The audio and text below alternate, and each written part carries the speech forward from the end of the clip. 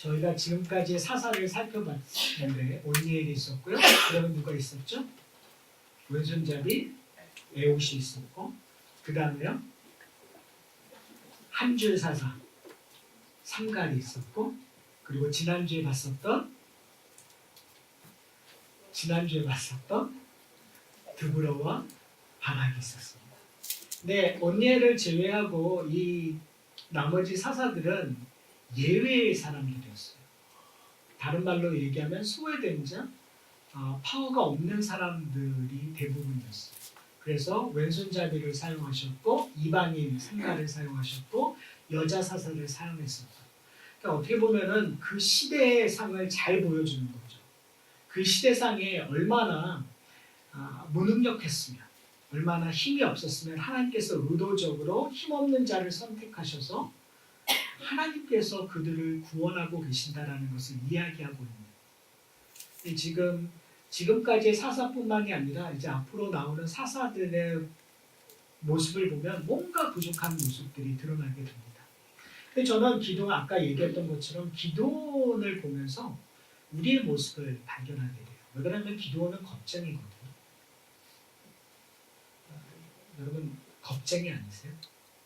제 인생을 보면 제가 참 겁쟁이였다라는 생각이 들 때가 많아요. 제가 젊었을 때 혈기왕성했었을 때 어떠한 나라에 대한 생각을 해서 이민 제가 대학생 나이 때 이민을 와가지고 LA에 있었을 때도 한국에 있는 정치적인 것들 생각하면서 제가 할 수 있는 건 기껏해야 그런 반정부하는 데 가서 낄거리는 것밖에 하는 게 없었어요. 다시 한국에 들어가서 내가 나라를 위해서 목숨을 걸겠다, 감옥을 가겠다라는 생각까지는 못하는 것 같아요.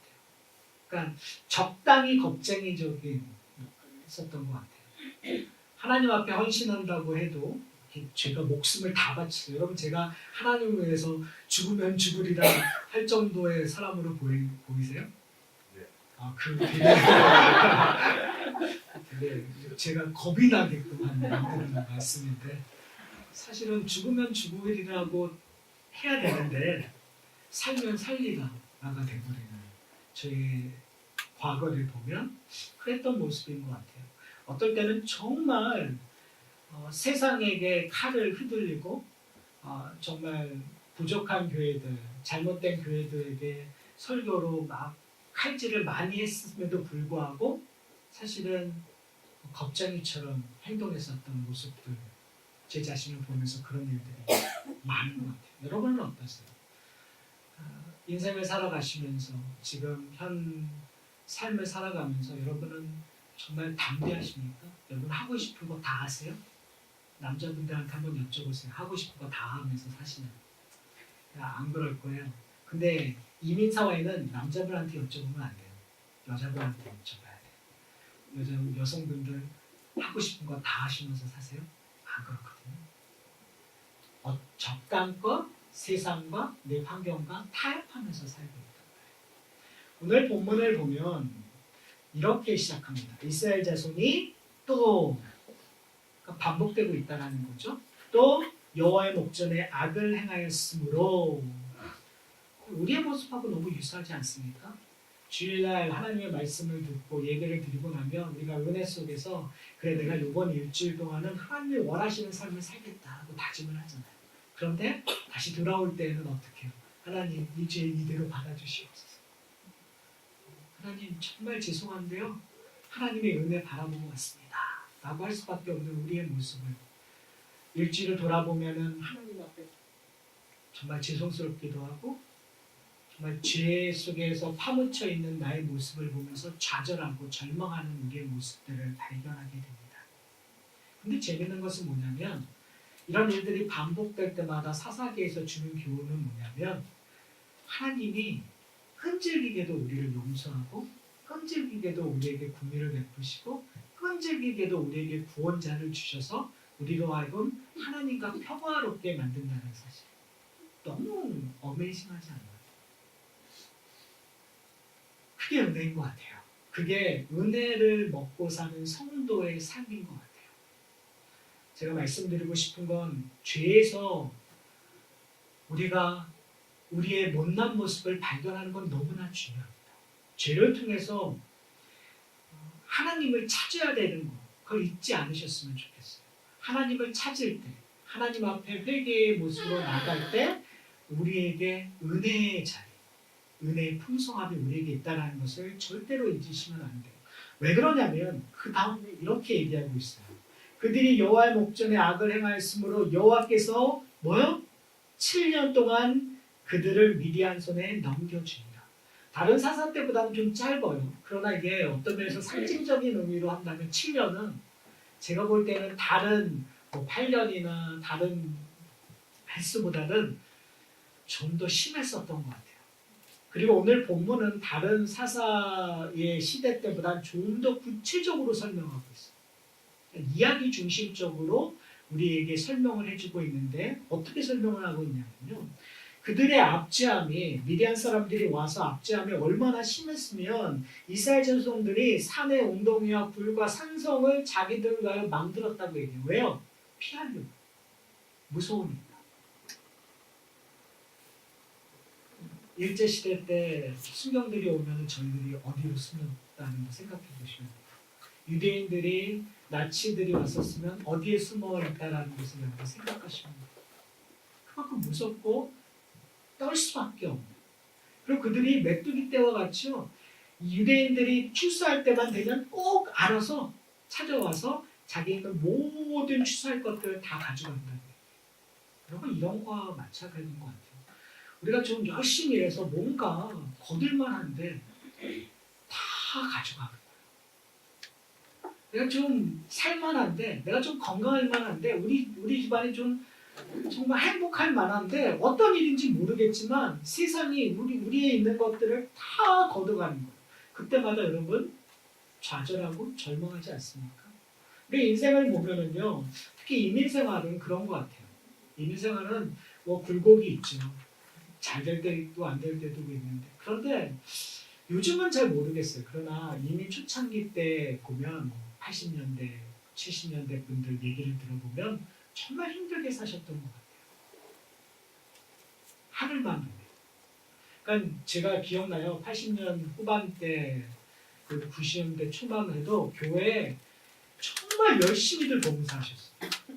제가 알기로는 지금 주 7일, 주 6일 그때도 똑같이 일하셨거든요. 그런데 그분들은 교회에 와서 살았어요. 그러니까 저도 대학생 때 정말 교회에 와서 살았던 것 같아요. 토요일날 새벽서부터 주일날 아침서부터 저녁까지 공부를 언제 했는지 모르겠지만 근데 정말 일하시는 분들도 정말 열심히 봉사했어요. 왜 그랬는가 지금 생각해 봤더니만 그랬던 것 같아요. 삶이 너무 힘들었어요. 이민 생활을 했는데 그때는 한국 분들이 그렇게 많지 않았고 너무 힘들고 한국 분들 만나는 것 자체가 기쁨이었는데 근데 그것들을 정말 교회에 와서 어떻게 보면 하늘을 보는 이 땅에서 사는 것이 아니라 또 다른 곳에서 한국 사람들끼리 예배드리고 함께 이야기하고 함께 밥 지어 먹고 예배드리는 것들을 통해서 하늘을 경험했었던 그것이 교회학적으로 교회사학적으로 정말 올바른 아름다웠었던 거라고는 얘기할 수 없어요. 제가 볼 때는 신학적으로 그렇지만 제가 공동체적으로는 그래도 좀 아름다웠었던 것 같아요. 왜 그랬냐면 그만큼 아픔이 있었기 때문에 그만큼 고난이 있었기 때문에 그런 일들이 일어났었다고 저는 생각합니다. 미디안 사람들이 쳐들어와서 그들의 모든 것을 빼앗기 7년이라는 시간 동안 정말 구덩이라든지 굴에 가서 살 수밖에 없는 그들의 모습 속에서 그들은 뭐 할 수밖에 없으냐면 하나님을 붙잡을 수밖에 없어요. 외칠 수밖에 없어요. 여기까지는 그냥 사이클, 그냥 패런이에요. 똑같은 일들이에요. 우리 전부 다 이해하는 패런이에요. 근데 이 사사기 6장을 읽으면 읽을수록 저에게는 이상한 것들이 툭툭 튀어나와요. 전에 읽었었던 내용들과 다른 이야기들이 그냥 겁쟁이 기드온이 하나님 앞에서 어떻게 하나님이 보여주시는 표징을 통해서 그가 어떻게 소위 말해서 하나님 앞에 구별된 사람을 통하여 미디안들과 싸워서 이겼는가? 그런 얘기가 아니라요. 이 이면에 7년 동안 압제를 당했을 때 이면의 모습, 즉 기드온의 민낯을 우리에게 보여주고 있어요. 분명히 오늘 본문에서 하나님께서 기드온에게 찾아가서 그를 큰 용사라고 부르시며 그를 구원자로 부르세요. 자, 그런데 기드온이라는 사람이 누구죠? 오늘 본문에 나온 것처럼 그의 아버지가 등장해요. 요아스라는 아버지가 등장을 하는데 오늘 본문에서 나오는 그 요아스는 그렇게 괜찮은 사람이 아닌 것처럼. 자, 하나님의 여호와의 사자가 어디서 이 기드온을 만날까요? 기드온을 만나는 장면이 상수리나무 아래인데 그가 뭐하고 있었죠? 밀을 포도주 틀에 타작하더니라고 얘기하고 있어요. 저는 처음에는 겁장이어서 밀을 포도주 틀에 타작하고 있다고만 생각을 했었어요. 근데 말씀을 묵상하는 가운데 이런 생각이 언뜻 들었어요. 아니 지금 메뚜기 떼처럼 이 미디안 사람들이 다 휩쓸고 갔는데 나무에 있다라는 의미가 무엇일까? 그에게는 밀이라는 것들이 이 곡식이 타작할 곡식이 남아있다라는 의미가 도대체 무엇일까? 정말 그들은 굴이나 굴에 웅덩이나 굴에서 살고 있는데 이는 상수리 나무 안에서 숨어 있는 것처럼 보이지만 그래도 뭔가 다른 사람들과 다른 상황에 있었다라는 걸 느꼈어요. 근데 나중에 보니까 이 기드온의 아버지 집, 그러니까 같이 살겠죠. 근데 거기에 하나님께서 요구하는 모습들은 번제를 드리라고 얘기해요. 그리고 나중에 조금 있으면 이 기드온조차도 여호와의 사자에게 표징을 보여달라고 하면서 염소 한 마리를 가지고 와요. 분명히 앞에 부분에서는 이 미디안 사람들이 뭘 다 가져갔다고요? 소나 염소나 이 모든 것들을 다 가져갔다고 얘기했어요. 그렇다면 질문해야 될 게 뭐냐면 어떻게 이 기드온은 소유물을 가지고 있었냐는 거예요. 그리고 여기서 얘기하는 것이 두 번째 소래요. 그러니까 첫 번째가 있는 거예요. 그러니까 소가 한 마리가 아니라 두 마리고 심지어는 두 마리 이상이 될 수도 있어요. 의도적으로 한 소라는 단수를 사용하지 않고 두 번째 소라고 얘기했으니까. 그러니까 지금 소라는 것들, 짐승이라는 것, 가축이라는 것, 타작할 곡식이라는 것이 없어야 되는 상황에 기드온이라는 사람은 그걸 갖고 있었어요. 왜 갖고 있었을까요?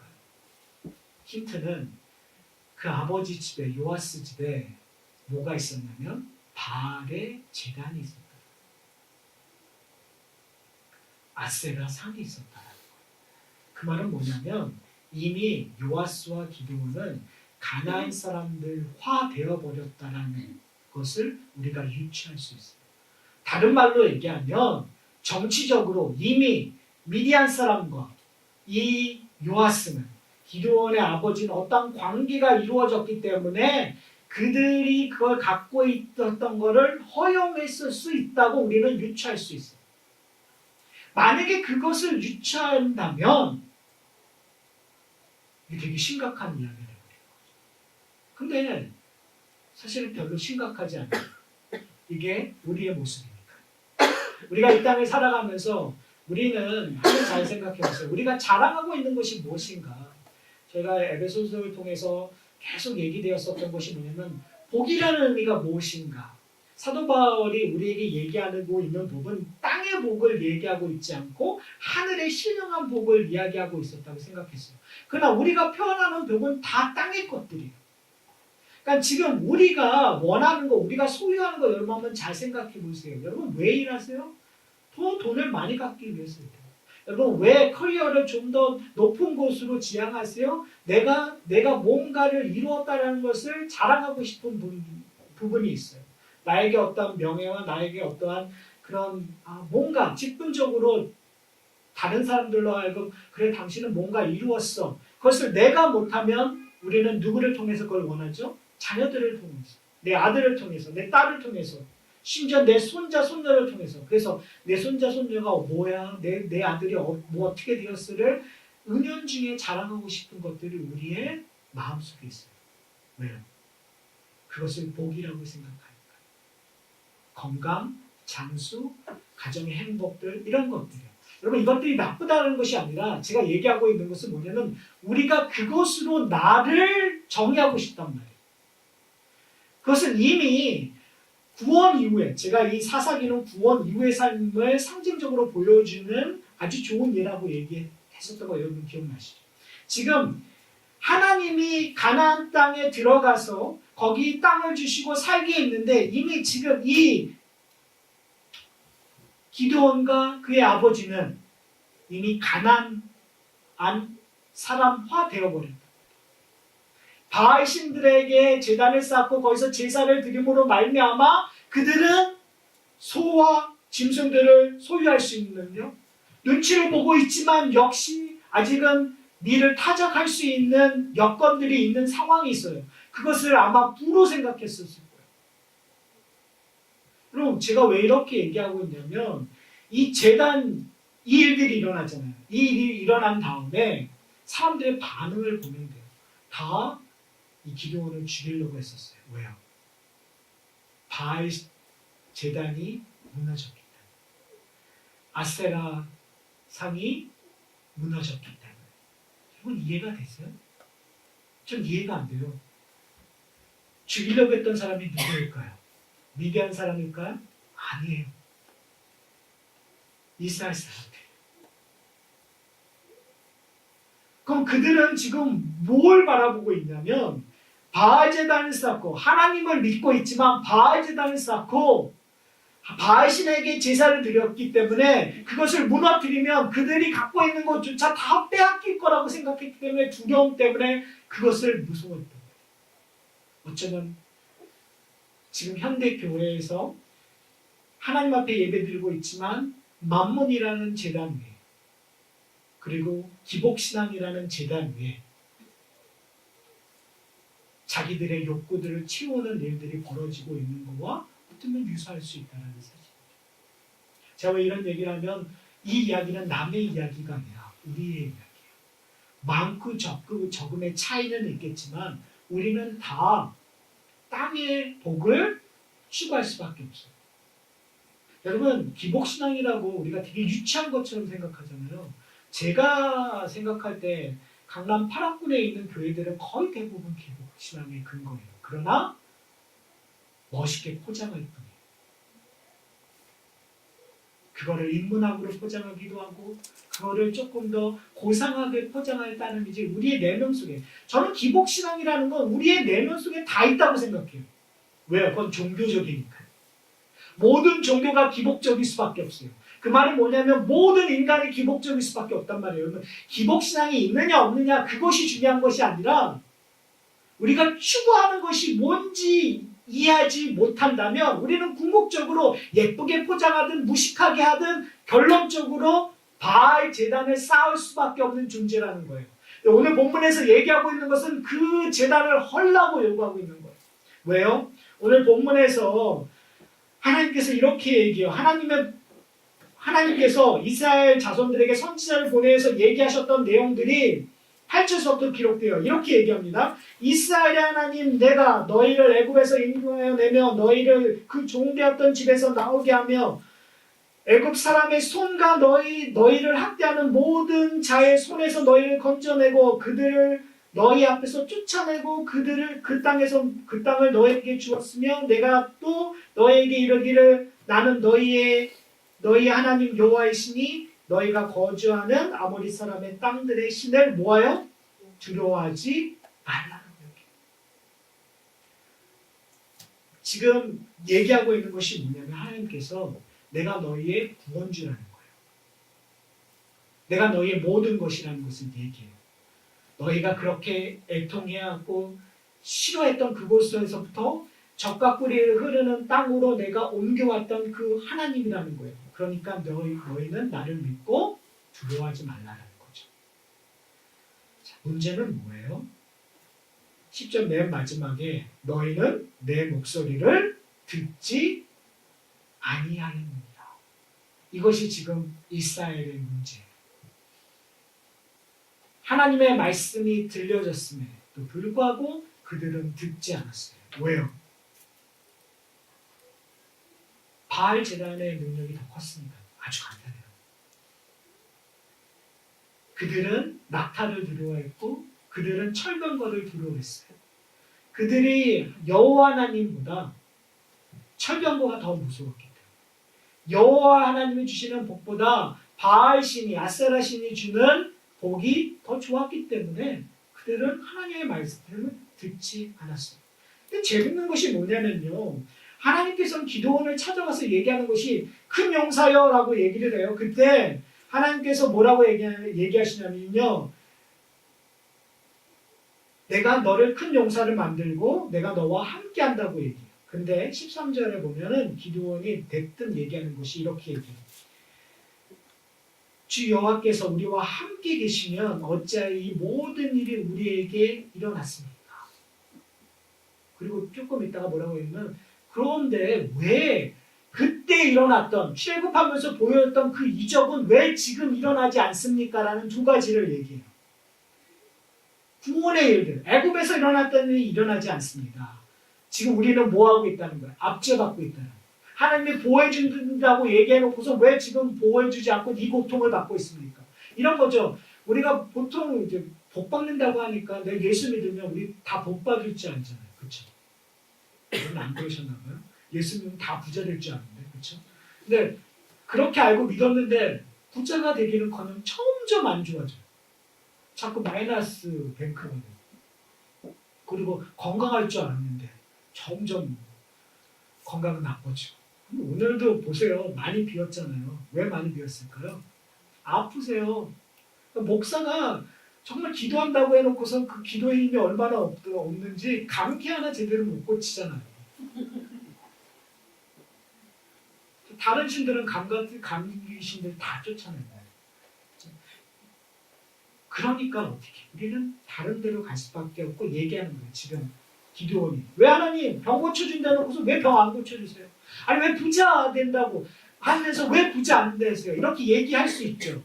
그럼 할 수 있을까 없을까요? 고상하게 얘기하시면 안 돼요. 할 수 있어요. 우리의 모습이에요. 그리고 여러분 이미 하고 계세요. 기도를 통해서. 하나님 앞에. 하나님 왜 축복 안 해주세요? 울부짖는 이유. 여러분 우리가 되게 고상하게 기도하세요. 처음에는 하나님 그리고 기도 배웠던 것처럼 하나님을 찬양하고 감사하고 다 하다가 그 다음에 우리가 진짜 원하는 거 맨 마지막에 꺼내죠. 하나님 저 이거 원하는데요. 이거 꼭 해주세요. 안 해주시면 저 안 볼 거예요. 그렇죠. 꼭 우리가 맨 나중에 기도원의 모습 속에서 우리의 모습을 보여줘. 근데 참 재밌는 건 뭐냐면 그럼에도 불구하고 하나님께서 기도원을 뭐라고 얘기하냐면 큰 용사라고 얘기해요. 저는 이 본문을 보면서 누가 어떻게 뛰어나냐면 창세기 15장에 아브라함과 하나님과의 이야기가 뛰어나와요. 생각나요. 분명히 그 가나안 사람들, 가나안 왕들과 싸워서 이겨서 승전하고 돌아와요. 그 승전하는 힘은 누구로부터 나왔냐면 하나님으로부터 나왔어요. 그런데 아브라함이 하나님 앞에서 대뜸 얘기하는 것이 뭐냐면 승리한 거는 됐고요. 하나님 나한테 근본적으로 문제점이 있습니다. 나에게는 상속자가 없습니다. 하나님 나한테 약속하지 않았습니까? 나에게 아들을 준다고 했는데 언제 주십니까? 라고 얘기해요. 말도 안 되는 얘기죠. 하나님께서 저 같으면 뒤통수를 딱 때리면서 뭐라고 하실 텐데 하나님께서 그를 끌고 어디로 나가세요? 밖으로 나가셔서 하늘을 보여주세요. 그리고 나서 아브라함이 믿는다고 얘기해요. 그리고 나서 하나님께서 그 믿음을 의로 여겼다고 얘기해요. 오늘 본문도 그런 거와 되게 비슷해요. 지금 기드온은 불평을 해요. 불만을 하나님 앞에 얘기를 해요. 그런데 14절에 보면 하나님께서 이렇게 얘기해요. 여호와께서 그를 향하여 이르시되 너는 가서 기드온에게 얘기하는 거죠. 너의 힘으로 이스라엘을 위대한 손에서 구원하라. 이게 말이 되나요? 기드온에게 무슨 힘이 있죠? 우리 분명히 얘기했잖아요. 기드온은 겁쟁이였다. 기드온이 갖고 있는 힘이라는 건 아무것도 없어요. 근데 지금 분명히 저는 본문이 이렇게 쓰여졌을 거라고 생각을 했어요. 너는 가서 나의 힘으로 이스라엘을 미디안의 손에서 구원하라. 여호와의 힘으로 이스라엘을 미디안에서 구원하라가 맞지 않나요? 근데 하나님께서는 지금 뭐라고 얘기하면 너의 힘으로, 또 왜 그러냐면 그 다음이 아주 중요해요. 내가 너를 보낸 것이 아니냐. 너의 힘이 누구로부터 나오느냐가 되게 중요해요. 우리는 그걸 놓치고 있어요. 우리 이렇게 보면 항상 생각하는 것이 뭐냐면 우리는 누구처럼, 기드온처럼 어떤 힘을 가져야 되는가에만 관심이 있어요. 근데 지금 하나님께서 얘기하고자 하는 것은 뭐냐면 그 힘이 누구로부터 나왔느냐를 얘기하고 있어요. 지금 여기서의 키포인트는 하나님이 그를 보내셨다라는 거예요.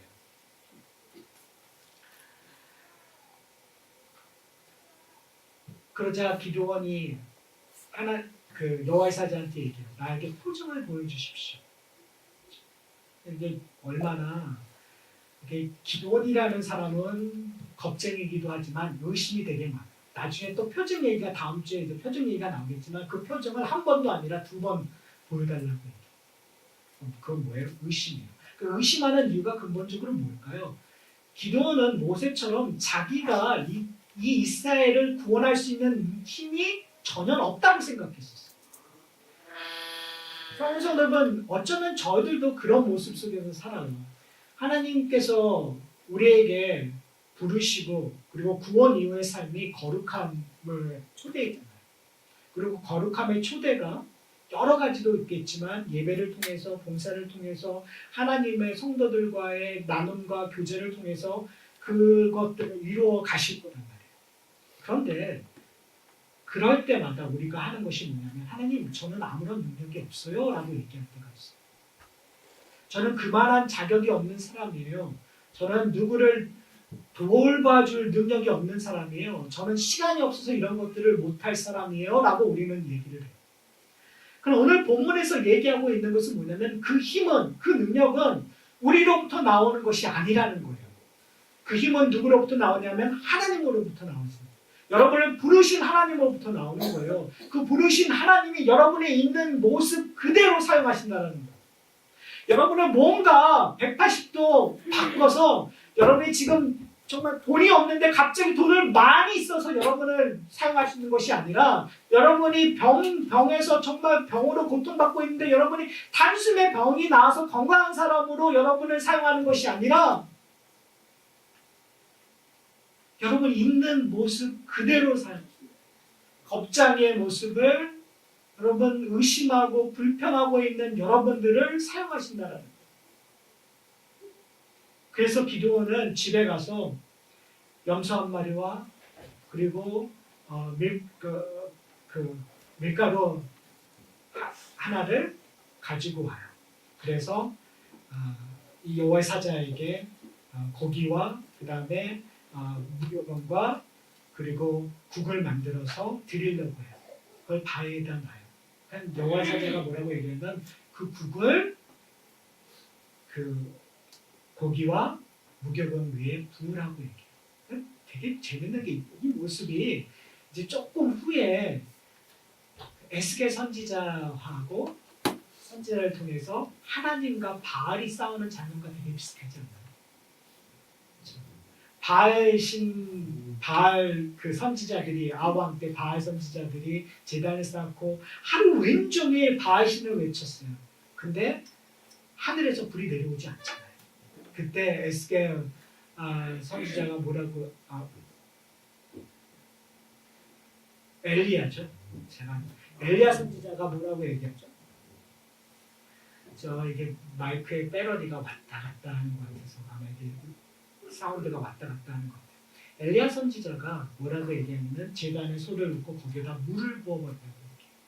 그러니까 지금 여기 오늘 본문에서 국을 부어버리면 물을 부어버리는 의미는 뭐냐면 불타지 않는다는 얘기예요. 물이 있으면 웬만해서는 불이 타지 않는다는 거예요. 근데 어떤 일이 일어나죠? 하늘로부터 불이 내려와서 그 물에 적신 소를 다 태워버려요.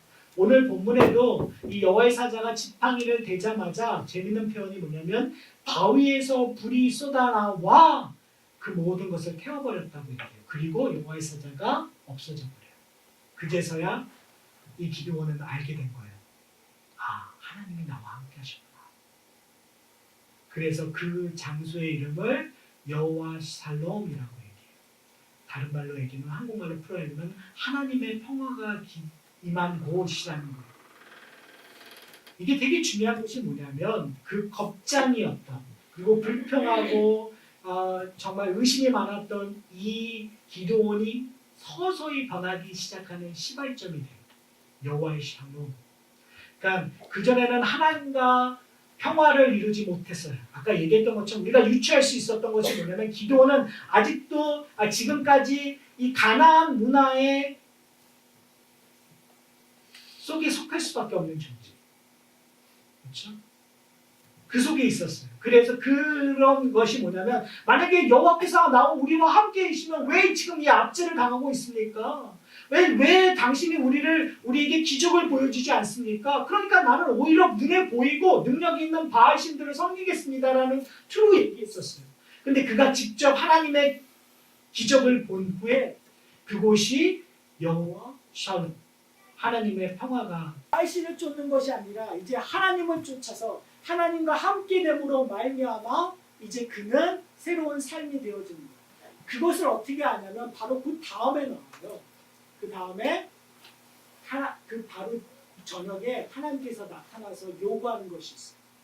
너는 둘째 소를 가지고 아버지에게 속한 두 번째 소를 가지고 아버지 집에 있는 바알 제단을 허물고 아세라상을 부셔서 그 부신 나무로 제단을 쌓아 그 숫소를 죽여서 거기에 놓고 불을 태우라는 거예요.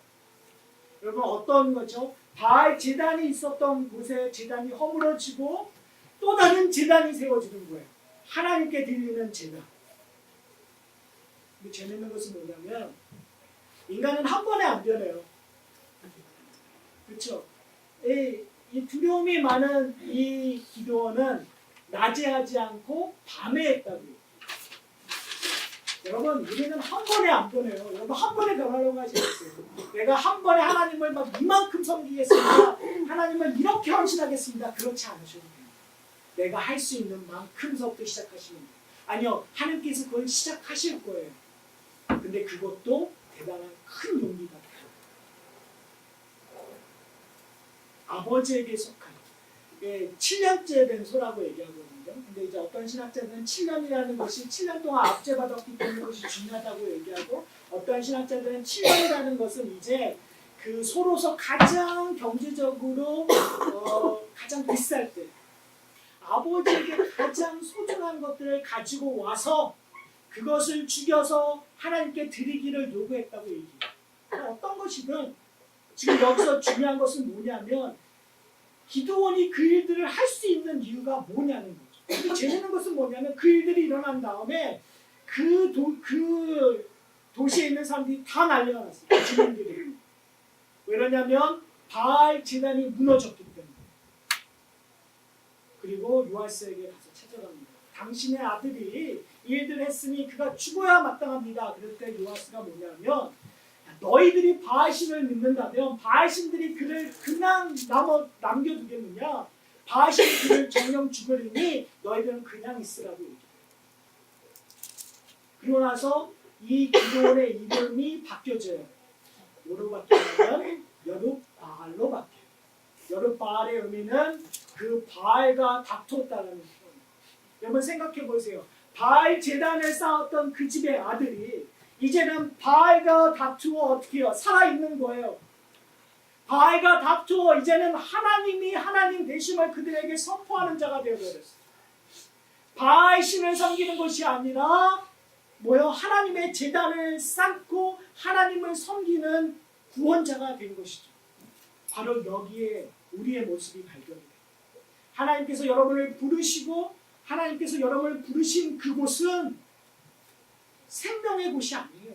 하나님이 우리를 부르신 곳은 어디냐면 죄 속이었어요. 죄 죽음 심판의 그곳에서, 하나님 알지도 찾지도 않았던 그곳에서 우리를 부르셨어요. 두려움이 많았고요. 그리고 의심이 많았고요. 그리고 앞으로 뭘 해야 될지도, 세상의 돈이, 세상의 만몬이, 세상의 건강이, 세상의 행복이, 세상의 잘됨이 나의 인생의 목적이 다였던 그곳에서 우리를 불러서 어디로 옮겨 놓으시냐면 하나님과 화평한 자리로 옮기십니다. 이제는 세상과 대적하는 자의 이름으로 바뀌어졌어요. 세상과 뛰어넘는, 왜요? 하나님은 우리의 삶에 침도하셨기 때문에. 누구로 말미암아요? 바로 예수 그리스도